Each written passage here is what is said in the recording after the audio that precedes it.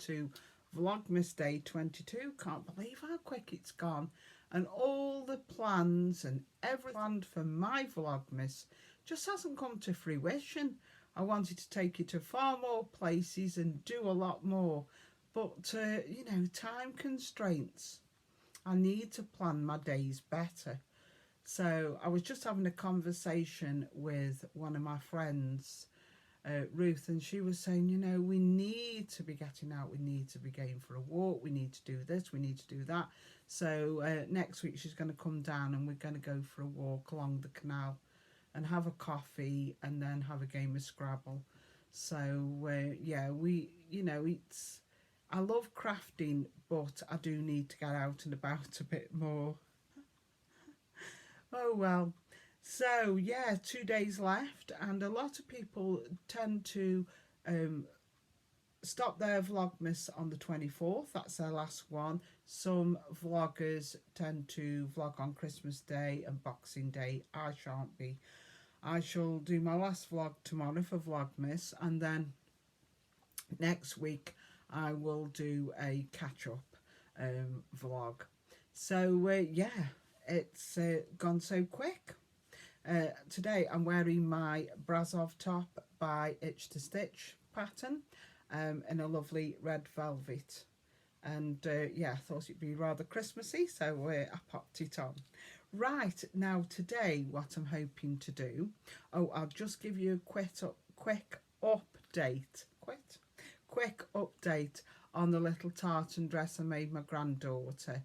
I saw her this morning and tried it on her because I hemmed it up last night and it fit perfect.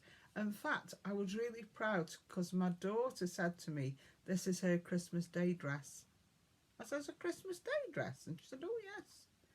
Because usually Lucy will go out and she'll purchase ready to wear dresses for them on Christmas Day. But actually she's not. She's going to use the dress I've made, so that made me quite proud. She says your red tartan is a lovely Christmas Day dress, so yeah, really pleased about that, and I can't wait to make the next one. But the next one I make, I'm going to try some tulle underneath to make it stick out a little more, and I want to get the baby's dress made next, although it won't be for Christmas Day. This will be for over the Christmas period, but it will last her for next year because it is an age 2. So I'll show you that next week. Well, yeah. So I haven't sent one Christmas card yet, and I know primarily this is you know, my podcast is all about fibres and threads, all the crafts I make with those materials, but I do like to card make as well, so I hope you'll stay with me. What I'm going to do, because I know a lot of you are not into card making, is I'll just show you quick snippets of the progress, so it'll go into one, sort of marry into one film, but it'll just be a quicker process, because you know, you know, when I start talking about distress oxides or inks, or I'm going to use this, I'm going, you know, you might not be that interested. Although I am, you might not be. So we'll give it a go, and I hope you stay with me.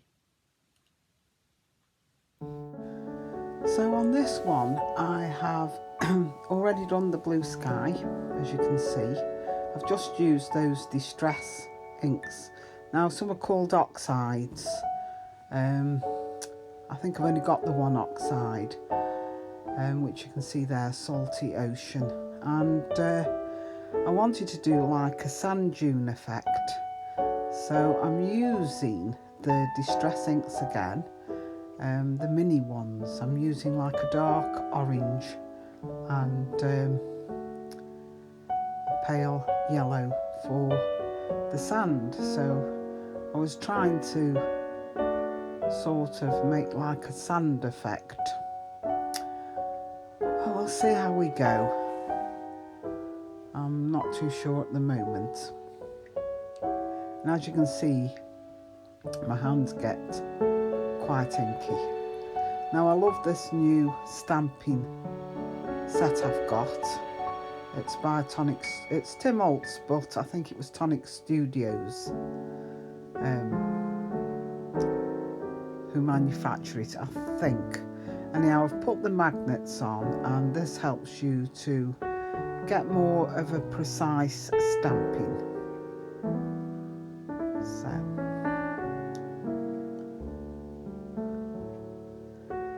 So I've already stamped. I've used the Lavinia stamps, and I'm now using an anti-static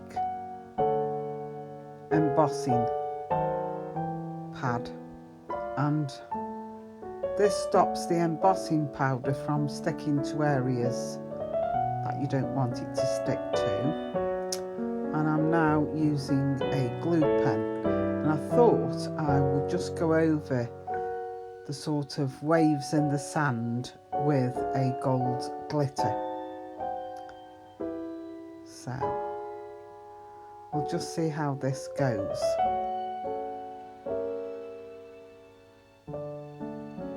It's all trial and error when, you know, you're making cards, and you never know how they're going to turn out.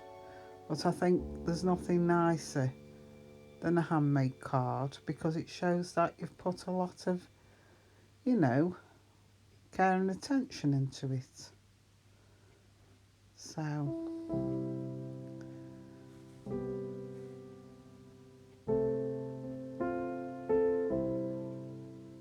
I think if I made this again, I wouldn't make as many sort of sand dunes, if you know what I mean. But anyhow, this is the embossing powder. I'm using a gold one. Apparently, I found out the other week that it's like tiny pieces of plastic, and that's what makes the embossing powder up. I should have put some paper underneath, really, a bit wasteful. I've got these little tubs I use when we've had takeout, you know, and that saves the powder in there, what I don't need.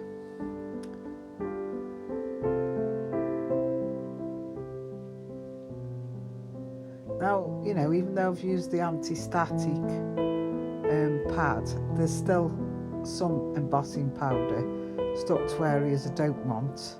That does still happen, but not as much, should I say. So I just brush that off with a little brush.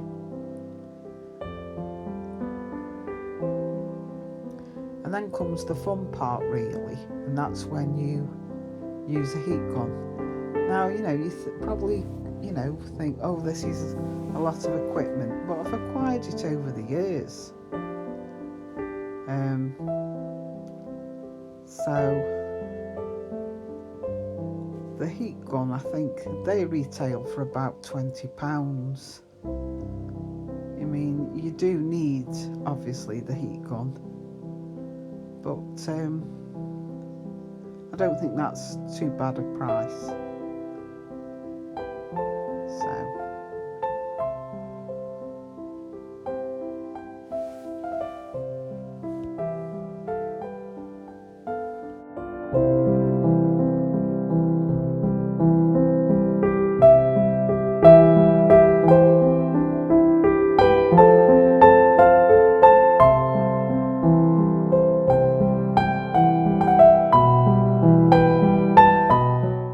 This is the heat gun,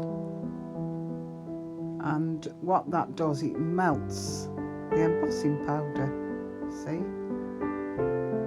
So it dries like, well, if it's made of plastic, you can imagine it dries quite hard, and you've got this glittery effect, so it looks really pretty. But like I say, on the next card, I don't think I'll use as much.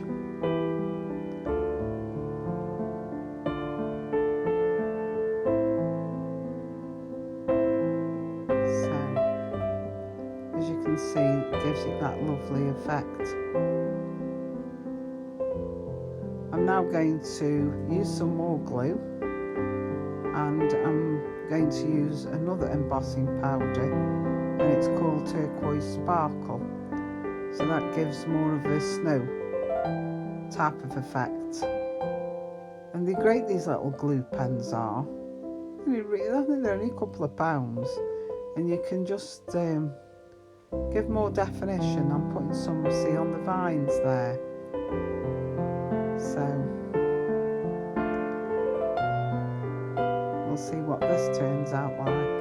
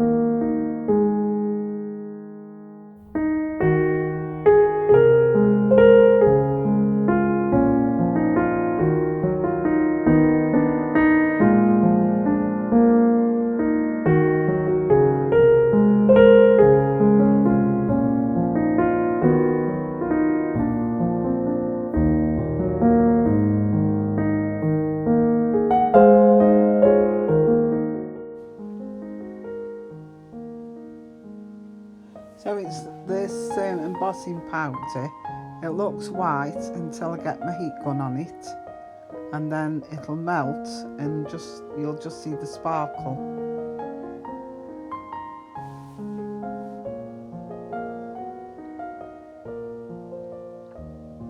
You can see the white gradually disappearing as it melts.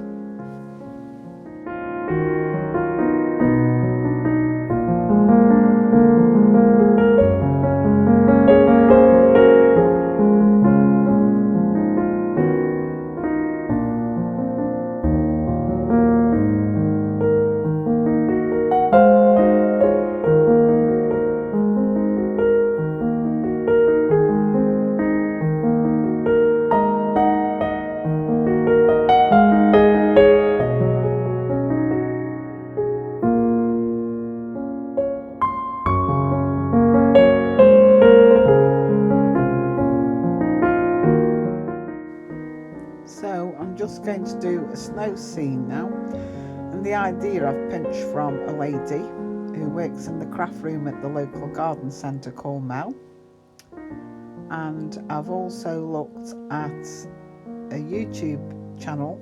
It's called Lavinia Stamps, and it's Tracy Dutton who shows you how to apply and blend the inks. Like I say, you know, if you haven't got the inks, they always say use what you've got. So I thought I had the Stormy Sky colourway, but I haven't.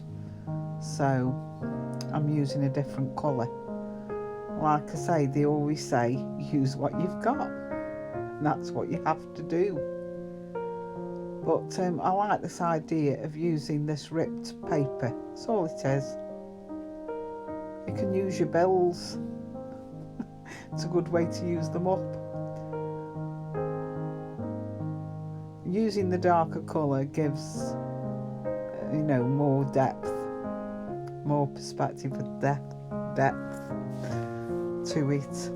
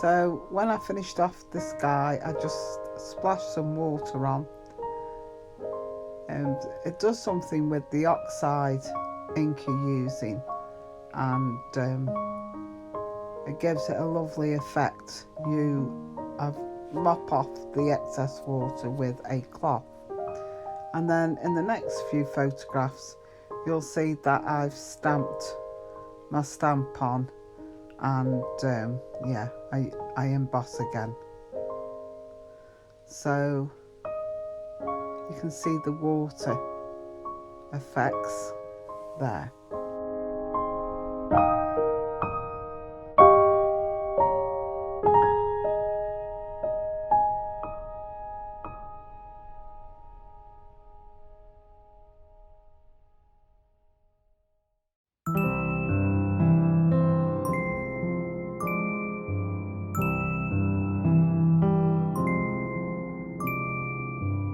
Gaze upon the sky, Christmas on my mind, somewhere from a place up high above.